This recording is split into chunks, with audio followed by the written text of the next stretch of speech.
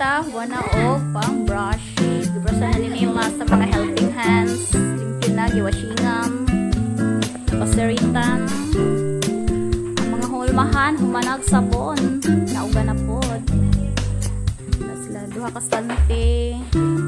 Nga glass. Tulo din ka kuan. Or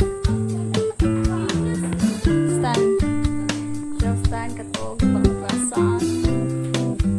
Ang stand titira puno ng mga mahal sa loob din man. Jadi pamot din ang uban. Sabi panapuna na nila din sa mga helping hands nako. So, goodbye na mga bangko dito sa sulod. Ipuli na ang para sa Pasko para New Year. Lami sa unahan. Diba? Goodbye bangko.